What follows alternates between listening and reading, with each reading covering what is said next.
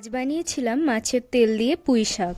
এটা আমার শ্বশুরমশাইয়ের খুব পছন্দের একটা পদ, তাই আমাদের বাড়িতে প্রায় দিনই এটা হয়ে থাকে। প্রথমেই শাকটাকে ভালো করে বেছে নিয়ে কেটে নিয়েছি, তার সাথে কিছুটা কুমড়ো আর দুটো আলুও কেটে নিয়েছি। এরপর কড়াইয়ে তেল গরম করে শুকনো লঙ্কা, তেজপাতা, পাঁচফোড়ন দিয়ে দেব। ফোড়ন থেকে ভালো গন্ধ বেরোলে শাকের ডাঁটাটা দিয়ে দেব। ডাঁটাটাকে 1-2 মিনিট ভালো করে তেলের সাথে নেড়ে নেব। তারপর কেটে রাখা আলু আর কুমড়োটাকে দিয়ে দিয়েছি। সমস্ত কিছুকে ভালো করে ভেজে নেব। তার মধ্যে দিয়ে দেব পরিমাণ মতো নুন আর হলুদ। ভালো করে মিশিয়ে নিয়ে ঢাকা দিয়ে এটা প্রায় 5 মিনিট মতো রান্না করে নেব। 5 মিনিট পর এটা অল্প একটু নরম হয়ে গেলে এর মধ্যে দিয়ে দেব ধনে গুঁড়ো, জিরে গুঁড়ো আর লঙ্কার গুঁড়ো।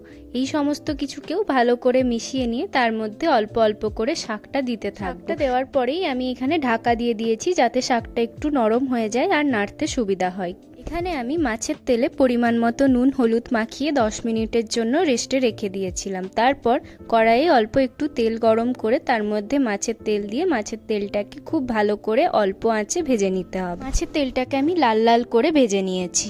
এতক্ষণে শাকটা প্রায় 80% মতো সেদ্ধ হয়ে গেছে। এরপর শাকের মধ্যে দিয়ে দেব মাছের তেলটা।